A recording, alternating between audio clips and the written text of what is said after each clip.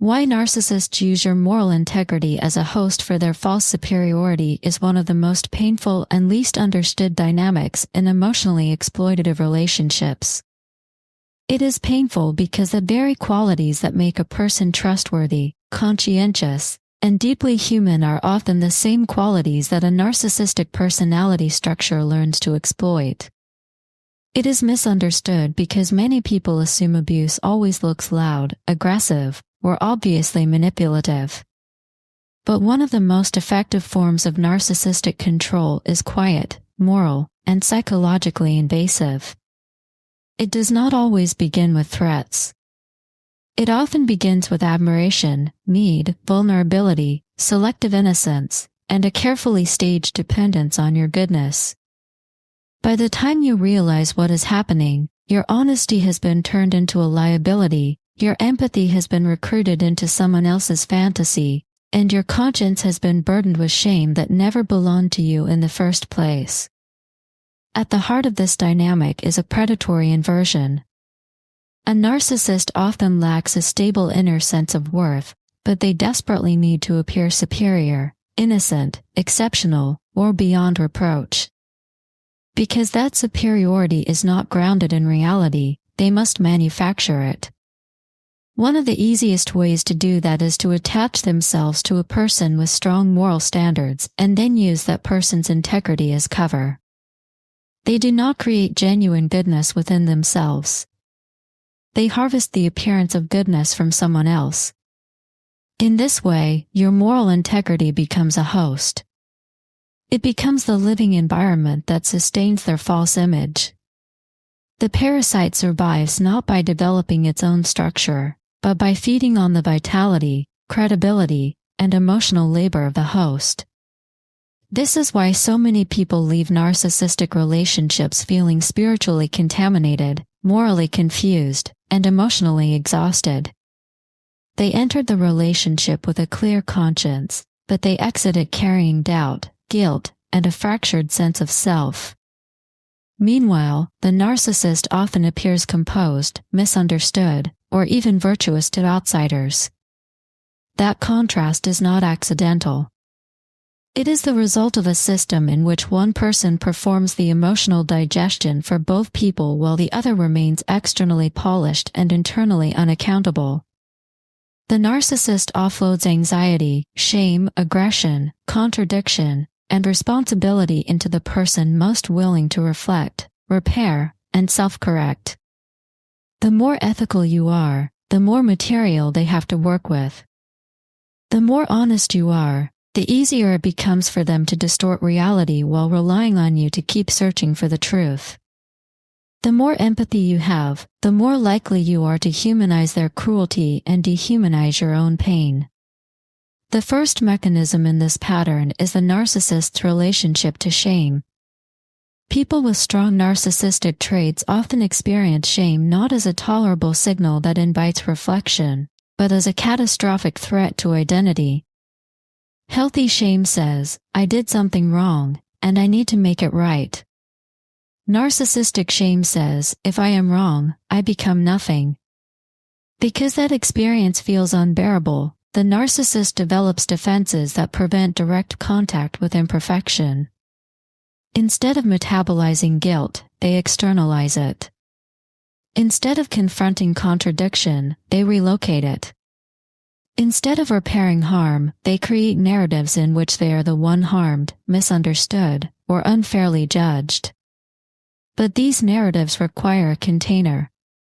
They require someone willing to question themselves, someone who can hold complexity, someone who will pause before accusing, someone who believes in fairness, someone who does not want to become cruel in response to cruelty. That person is often you. Your integrity makes you psychologically permeable in a very specific way. A dishonest person might simply walk away or retaliate without reflection.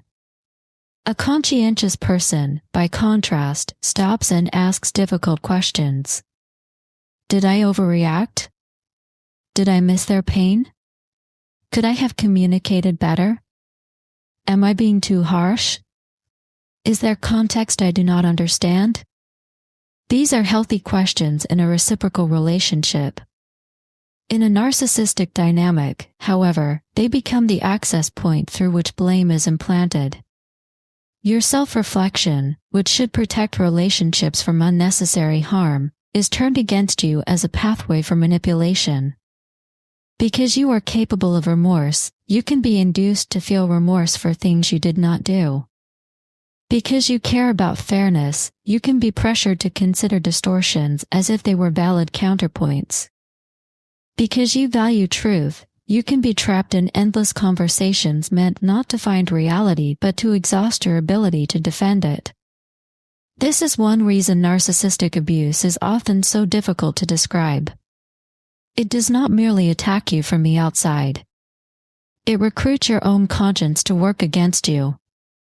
It persuades you to participate in your own destabilization under the guise of being kind, mature, reasonable, or compassionate.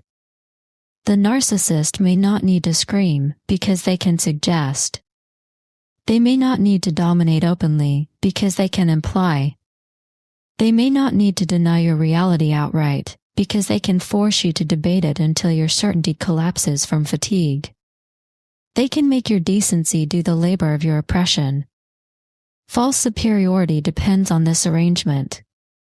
A narcissist's grandiosity is rarely as self-sufficient as it appears. It often rests on hidden extraction. To look superior, they need someone nearby who absorbs the disowned parts of them. If they are irresponsible, someone else must become hyper-responsible. If they are cruel, someone else must become endlessly understanding. If they are deceptive, someone else must become obsessively transparent. If they are chaotic, someone else must become the regulating force.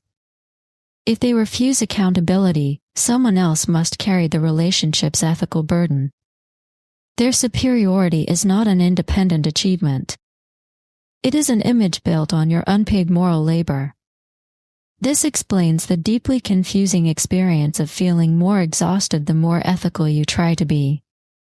In ordinary life, integrity creates coherence. In narcissistic relationships, integrity is captured and redirected. You become the cleaner of the emotional mess, the translator of the conflict, the archivist of the facts, the keeper of the promises, the regulator of the atmosphere, and the reluctant witness to behavior no one else sees. At first, this may feel like love, maturity, or commitment. Over time, it becomes a form of captivity. You are not simply being good. You are being used as infrastructure. The narcissist's manufactured facade depends heavily on appearances, and appearances are easiest to maintain when someone else quietly absorbs the contradictions behind the scenes. In public, they may seem gracious, articulate, generous, victimized, spiritually evolved, or deeply wounded in a way that elicits sympathy. In private, they may be contemptuous, dismissive, entitled, evasive, punishing, and predatory. The difference between those two versions is often maintained by your silence, your restraint, and your reluctance to expose another person unless absolutely necessary. Again, this is where your moral integrity becomes exploitable. You do not want to lie, exaggerate, or defame. You want to be accurate. You want context. You want evidence. You want to avoid becoming vindictive. These are all admirable impulses. But a narcissist can hide inside them. They know you will hesitate before making a harsh judgment, while they do not hesitate to distort you for strategic advantage. This asymmetry is crucial. In a healthy relationship, both people are constrained by conscience. In a narcissistic one, only one person is. The narcissist benefits from your ethical limitations while refusing to adopt comparable limits themselves. They may say anything that preserves their image in the moment. They may selectively omit facts, reverse victim and offender, provoke you until you react, then frame your reaction as the problem. They may use private confessions you entrusted to them as ammunition later while condemning you for mentioning their behavior. They may accuse you of the very tactics they use, counting on the fact that you are too reality-based to respond with equal shamelessness. This is how false superiority is maintained. They are not actually more disciplined, noble, or emotionally advanced. They simply operate without the inner restrictions that guide you, then weaponize your restraint as proof that their version must be right. A narcissist also uses your empathy to build a moral alibi. Empathy is one of the most beautiful human capacities. It allows us to imagine another person's pain, to respond with care, and to hold complexity when behavior does not match our hopes. But empathy without boundaries can become a delivery system for exploitation. The narcissist presents selective wounds, selective histories, selective vulnerability. They do not necessarily fabricate everything, often they curate truth. They reveal enough pain to activate your compassion, enough insecurity to activate your reassurance, enough distress to activate your caregiving instincts. Once your empathy is engaged, you begin interpreting their harmful actions through a redemptive lens. You tell yourself they are scared, triggered, ashamed, overwhelmed, misunderstood, traumatized, stressed, or incapable of doing better at this moment. Sometimes those things may be partially true. But partial truth becomes dangerous when it is used to erase agency. The narcissist counts on your refusal to reduce people to their worst moments, even as they repeatedly reduce you to your most reactive moments. They want the complexity you grant them without granting the same complexity back. They want to be seen as layered while seeing you as the problem. They want their cruelty contextualized and your pain pathologized. They want your empathy to humanize them while their contempt dehumanizes you. That imbalance is not kindness. It is moral capture. Over time, this creates a devastating inversion of shame. The narcissist avoids shame by exporting it, you acquire shame by importing it. They violate, and you feel guilty. They deceive, and you feel confused about whether you are too suspicious. They insult, and you feel ashamed for becoming angry. They abandon, and you feel unworthy. They lie, and you feel unstable for noticing discrepancies. They exploit your loyalty, and you feel disloyal for wanting limits. This is one of the darkest features of narcissistic dynamics. They make your nervous system carry emotional consequences that properly belong to them. Their transgressions do not disappear, they migrate. When this happens repeatedly, the host relationship deepens. The narcissist no longer needs to overtly manage every impression because you begin pre-managing yourself. You soften your tone before bringing up concerns. You over-explain to prevent misunderstanding. You gather evidence before discussing simple observations. You censor your emotional language so you cannot be accused of being dramatic. You monitor your facial expressions, timing, wording, and needs. You become increasingly careful while they become increasingly careless. This is not because you are the difficult one. It is because your conscience is now working overtime to survive someone else's lack of conscience. Many survivors describe this state as walking on eggshells, but that phrase does not fully capture the moral dimension. It is not just fear of conflict. It is fear of violating your own standards while dealing with someone who weaponizes those standards against you. You do not want to lash out. You do not want to become unkind. You do not want to accuse unfairly. You do not want to devalue a person's humanity. So you keep trying to engage well, communicate better, understand more deeply, and regulate more effectively. The narcissist interprets all of this not as an invitation to reciprocate, but as confirmation that you will continue doing the work. The eggshells are not merely emotional. They are ethical. You are trying not to become what hurts you, while the person hurting you has no equivalent investment. This is also why outsiders frequently misunderstand victims of narcissistic abuse. They may ask why you stayed, why you kept explaining, why you gave so many chances, why you did not simply leave. These questions often miss the relational architecture entirely. You stayed because your values made you commit to repair before rupture. You explained because you believed clarity could reduce harm. You gave chances because you did not want to abandon someone who seemed wounded. You tried harder because you assumed sincerity on their part, since sincerity is natural to you. What looks like weakness from the outside is often an overextension of moral strength in the wrong environment. The problem was not that you cared too much in a vacuum. The problem was that your care was fed into a system designed to convert goodness into fuel for domination. Narcissists are especially drawn to people with strong moral identities because moral people make excellent mirrors. When you are principled, responsible, and self-aware, the narcissist can bask in reflective legitimacy. By associating with you, they appear deeper than they are. By being loved by you, they seem more lovable than their behavior warrants. By receiving your forgiveness, they can tell themselves they must not have done anything too serious. By surviving your repeated attempts to understand them, they can reinterpret your endurance as proof of their specialness rather than proof of your humanity. Your virtue becomes evidence in their internal trial, where they are always seeking acquittal without confession. In this sense, they do not merely exploit your kindness. They colonize your meaning-making.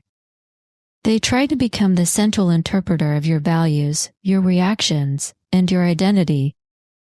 If you object to something harmful, they may say you are actually controlling. If you hold a boundary, they call you cold. If you name a pattern, they accuse you of attacking. If you become distressed, they say you are unstable. If you withdraw, they claim you are punishing them. If you remain calm, they say you are detached. Every ethical move you make is retranslated into a defect once it threatens their supremacy. The purpose of this is not just to win an argument. It is to sever your trust in your own moral perception, so that your integrity no longer belongs fully to you. Once your conscience doubts itself, it becomes easier for them to occupy it. That occupation has real psychological consequences. One of them is chronic self-surveillance. You may become hyper-aware of how your words could be perceived, how your memory could be challenged, how your feelings could be invalidated, and how your needs could be weaponized. You start living as both person and prosecutor, constantly gathering internal evidence to prove that your humanity is permissible. This is exhausting because it splits the self. Part of you feels pain, while another part monitors whether that pain is justified enough to mention. Part of you sees the manipulation, while another part tries to remain fair to the manipulator. Part of you wants freedom, while another part worries that leaving means failing some moral test. In time, autonomy erodes because your decisions are no longer guided solely by truth or need. They are filtered through an implanted tribunal shaped by the narcissist's narrative. Another consequence is trauma-bonded guilt. This guilt does not arise from actual wrongdoing so much as from conditioning. Each time you assert yourself, the narcissist punishes, withdraws, escalates, or redefines your behavior as cruelty. Your nervous system learns to associate self-protection with relational danger. Eventually, even healthy boundaries can feel violent to enact. Saying no feels selfish. Telling the truth feels mean. Leaving feels heartless. Maiming abuse feels like betrayal. The narcissist benefits enormously from this conditioning because it keeps you morally tethered to a system that drains you. They do not need chains when they can bind you through conscience.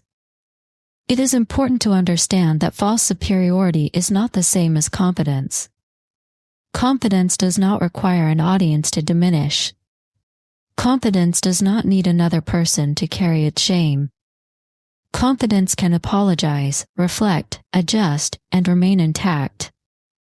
False superiority, by contrast, is fragile theater. It depends on comparison, control, and concealment. It needs someone nearby to be less certain, more burdened, more confused, and more self-blaming. If you become clear, the facade cracks. If you refuse responsibility for their behavior, the structure destabilizes. If you stop translating their motives into innocence, they must confront their choices without your moral buffering. That is why narcissists often intensify manipulation precisely when you become more grounded. Your clarity threatens the economy of their self-image. One of the most insidious ways this economy operates is through selective moralism. Narcissists often present themselves as highly principled, especially around topics that enhance their image. They may talk about honesty, loyalty, kindness, family, faith, healing, justice, or emotional maturity. They may position themselves as victims of other people's selfishness, as champions of truth, or as uniquely sensitive to disrespect. This performance is effective because it borrows the language of ethics while discarding the substance. They can speak in moral terms without submitting to moral standards. In fact, their public moral language may become one more tool used to trap you. Because they seem so invested in goodness, you may assume they care about repair. Because they can name emotional concepts, you may assume they can embody them. Because they criticize wrongdoing in others, you may overlook how they excuse it in themselves. This is where many conscientious people get lost. They mistake fluency for sincerity. They mistake insight for accountability. They mistake emotional vocabulary for emotional responsibility. A narcissist may sound deeply reflective while remaining profoundly exploitative. They may confess just enough to appear self-aware, then use that appearance to avoid meaningful change. They may offer symbolic apologies that contain no behavioral transformation. They may cry, break down, or appear shattered when confronted, not because they are moving toward accountability, but because visible distress can derail the conversation and recenter them as the emotionally urgent one. Your empathy rushes in again, and the original harm gets eclipsed. The result is that you become the unpaid custodian of everyone's emotional reality. You are expected to understand their wounds, soothe their defensiveness, forgive their lapses, interpret their inconsistencies charitably, and remain measured when they are not. In return, your wounds are minimized, your exhaustion is criticized, your anger is pathologized, and your need for reciprocity is framed as pressure. The narcissist's superiority appears intact because the emotional bill has been transferred to you. This transfer often extends beyond private interactions into social systems. Narcissists are frequently skilled at impression management, especially when the target is morally serious and therefore unlikely to campaign aggressively against them. They may present themselves to friends, family, coworkers, or communities as calm and reasonable while subtly planting doubts about your stability or fairness. Because you are still trying to be accurate and restrained, your account may sound less dramatic than the harm you have actually endured. You do not want to exaggerate. You do not want to recruit people into conflict. You may even protect the narcissist's privacy out of principle. They exploit this restraint. Your silence becomes part of their facade. Your dignity becomes part of their camouflage. This can be one of the most isolating aspects of the experience. You begin to realize that the truth is not merely being denied, it is being outperformed. The narcissist may appear more composed because they are less invested in reality and more invested in optics. You may appear distressed because you are carrying both the injury and the burden of proving it. The system favors presentation over substance. The person with conscience often looks more conflicted, more pained, and less convincing because they are telling the truth from inside an actively destabilizing dynamic. The person manufacturing innocence looks cleaner because they are outsourcing the mess. What makes this especially tragic is that the target often internalizes the narcissist's frame and begins turning against themselves at the level of identity. Instead of saying, "I am being manipulated," they begin saying, "Maybe I am too sensitive." Instead of saying, "This person keeps evading accountability," they say, "Maybe I expect too much." Instead of saying, "I am carrying shame that is not mine," they say, "Maybe I am hard to love." That shift is the real theft. It is not only that the narcissist extracted emotional labor. It is that they interfered with the meaning you assign to your own goodness. Your integrity, once a source of clarity, starts to feel like the reason you are suffering. You may even envy less conscientious people who seem able to detach faster, retaliate more cleanly, or exit with less confusion. But your pain does not mean your integrity is defective. It means it was exploited in an environment built to invert virtue into vulnerability. Recovering from this begins with a radical but simple realization: empathy is not the same as exoneration, understanding is not the same as obligation, and your moral integrity was never meant to function as a storage unit for another person's disowned self. You are allowed to understand why someone behaves destructively without surrendering yourself to the destruction. You are allowed to recognize a wound without volunteering to become its bandage. You are allowed to care about someone's humanity while refusing to let them consume yours. This realization is difficult because it often feels like a betrayal of your values at first. If you have built your identity around honesty, compassion, patience, and fairness, then disengaging from a narcissistic dynamic may feel harsh or morally ambiguous. You may worry that boundaries make you cold, that reduced contact makes you unforgiving, or that naming patterns makes you judgmental. But boundaries are not the abandonment of integrity. They are the relocation of integrity back into its proper owner. They are the refusal to let your conscience be used as somebody else's hiding place. It also helps to recognize that narcissistic exploitation works by hijacking your best qualities through distortion. Honesty becomes over-disclosure. Empathy becomes self-erasure. Patience becomes tolerance for mistreatment. Accountability becomes compulsive self-blame. Loyalty becomes captivity. Forgiveness becomes permission. Open-mindedness becomes susceptibility to gaslighting. Humility becomes a refusal to trust your own perception. These are not failures of character. They are virtues driven beyond their functional boundaries by someone who benefits from excess. Recovery, then, is not about becoming colder or less humane. It is about restoring proportion. It is about returning your virtues to contexts where they can remain life-giving instead of life-draining.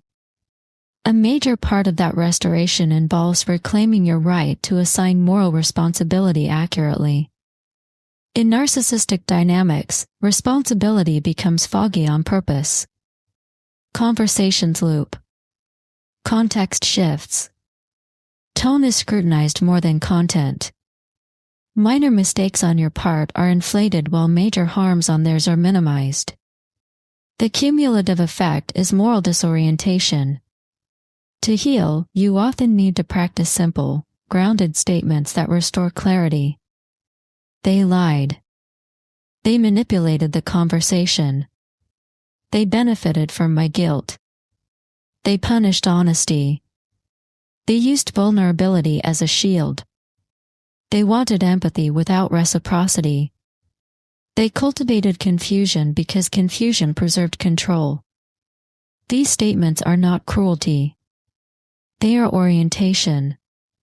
Another part of healing is greeting the fantasy that your goodness could save the relationship if only it were delivered in the right form. Many survivors remain trapped not by the person alone, but by the unfinished hope that better words, better timing, greater compassion, or more evidence might finally awaken mutuality. That hope is understandable, especially if your life has taught you that effort matters. In healthy relationships, effort often does matter. In narcissistic systems, effort is frequently converted into more material for extraction. The issue is not that you failed to love well. It is that love cannot create accountability in someone committed to avoiding it. This grief can be profound because it includes mourning not only the relationship, but the version of yourself who believed morality guaranteed safety. Most conscientious people are raised, implicitly or explicitly, to believe that if they are kind, honest, self-aware, and fair, then relationships will tend toward repair. Narcissistic abuse shatters that assumption. It reveals that some people do not respond to goodness with gratitude or growth. They respond with appetite. They see ethics not as a shared foundation but as usable terrain. Coming to terms with that can feel like a loss of innocence. But it can also become a form of wisdom. You do not have to stop being moral. You have to stop assuming morality is universally honored. This distinction is central to autonomy. Autonomy is not selfishness. It is the capacity to remain internally anchored even when another person tries to recruit your conscience against you. It is the ability to say, my empathy does not obligate me to absorb this. My honesty does not require me to confess to false charges. My compassion does not mean I must overlook patterns. My patience does not require endless access.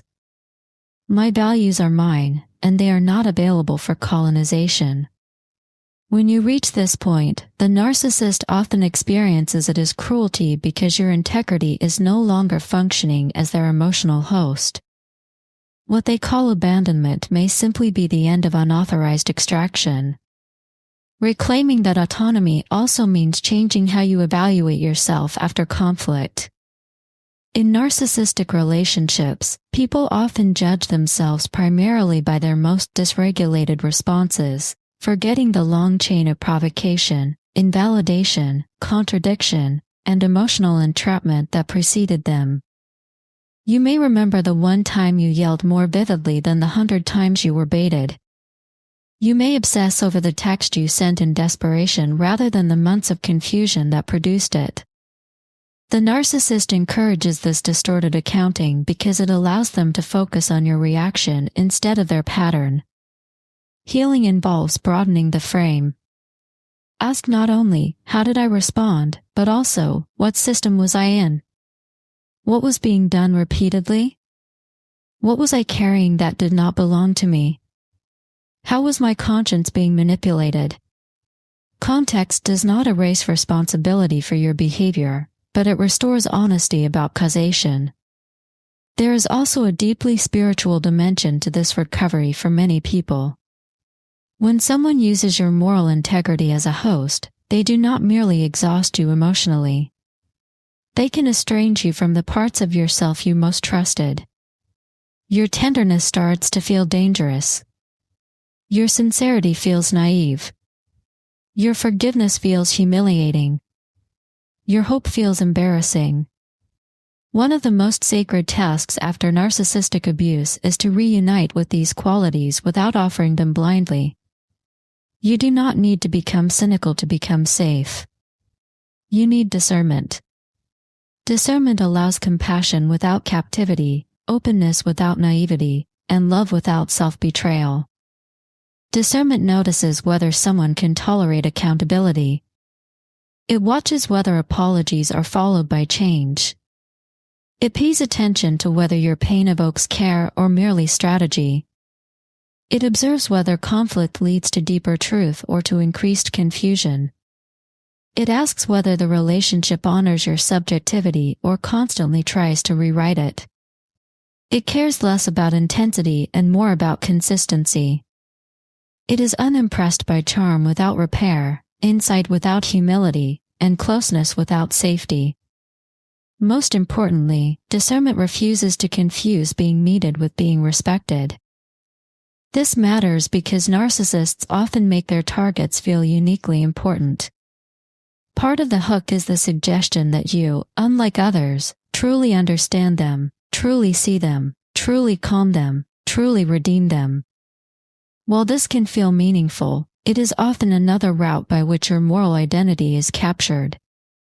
You become not just a partner, friend, child, colleague, or ally, but a psychological utility. Your role is to stabilize what they refuse to stabilize in themselves. Your value lies not in mutuality but in function. The moment you stop functioning in the required way, you may be devalued, punished, replaced, or recast as the problem. That shift can be devastating unless you understand the structure. You were not rejected because you lacked worth. You became threatening because you stopped serving as a host. In practical terms, recovery often requires tolerating the discomfort of being misrepresented. This is especially hard for moral people, because being seen accurately matters to them. Narcissists know this. They know that a smear, a distortion, or a quiet implication can provoke enormous distress in someone who values truth. They may rely on that distress to pull you back into defending, explaining, justifying, or re-entering toxic dialogue. Sometimes the most profound act of autonomy is allowing inaccurate narratives to exist in places you cannot control while remaining loyal to reality inside yourself. This does not mean never speaking up, it means choosing your responses based on integrity rather than compulsion. You do not have to win every courtroom staged in bad faith. The deepest healing comes when you stop asking, "How do I prove my goodness to someone committed to misreading it?" and start asking, "Why am I treating my goodness as something that requires hostile certification at all?" Your integrity was never designed to be validated by a person who survives by exploiting it. It exists whether or not they acknowledge it. In fact, one of the final liberations is realizing that your moral worth becomes clearer, not murkier, when you stop offering it as tribute to those who feed on it. This does not mean all people with narcissistic traits are monsters or that every difficult person is a narcissist. Human beings are complex, and labels should not replace careful observation. But patterns matter. Repeated blame shifting matters. Chronic lack of accountability matters. Emotional exploitation matters. Weaponized vulnerability matters. Using someone's empathy to avoid responsibility matters. Creating moral confusion as a means of control matters. Whether or not a person meets any formal definition, if the relationship consistently requires you to carry their shame, clean their image, doubt your reality, suppress your needs, and sacrifice your autonomy to preserve their facade, the effect on you is real. You do not need a diagnostic verdict to honor your experience. You also do not need to become perfect in your response to reclaim yourself. Many survivors stay trapped because they believe they must exit gracefully, calmly, and without ever acting from anger, panic, or exhaustion. But oppressive systems often produce imperfect survival behavior. The goal is not to prove you were untouched. The goal is to recognize what touched you, how it changed your functioning, and what truth still remains underneath the confusion. You can take responsibility for your own healing without accepting ownership of another person's manipulations. Ultimately, why narcissists use your moral integrity as a host for their false superiority comes down to one brutal fact: it is easier to steal the appearance of goodness than to develop the substance of it. Real integrity requires humility, self-confrontation, remorse, repair, and a willingness to let truth outrank image. False superiority wants the rewards of goodness without those costs. So it seeks a person who already has what it lacks. It finds someone honest and uses their honesty as cover. It finds someone empathic and uses their empathy as insulation. It finds someone principled and uses their principles as camouflage. It finds someone loyal and uses that loyalty as containment for its chaos. In short, it survives by living off the moral metabolism of another. The tragedy is that many targets do not realize this until they are already depleted. The hope is that once you do realize it, the pattern becomes harder to maintain. You begin to see that your guilt was often evidence of your conscience, not evidence of your wrongdoing. You begin to understand that your confusion was produced, not proof of your instability. You begin to recognize that your empathy was beautiful, but it was being conscripted into a system that treated it as a resource rather than a gift. You begin to reclaim your right to be a person instead of an emotional ecosystem for somebody else's grandiosity. And that reclamation changes everything. You stop volunteering your soul as a stage set for another person's innocence. You stop carrying shame that arrives without your actions. You stop negotiating with narratives designed to make you disappear. You stop confusing self-erasure with love. You stop translating contempt into complexity when the pattern is already clear. You stop treating your boundaries as moral failures. Most of all, you stop letting your integrity be turned against you. Your moral compass was never the problem. Your empathy was never the problem. Your longing to be fair, careful, and humane was never the problem. The problem was that someone learned how to feed on those things while calling the feeding love, need, pain, misunderstanding, passion, or destiny. The problem was that your goodness became a host for their performance of superiority. The answer is not to destroy your goodness. The answer is to remove it from parasitic access.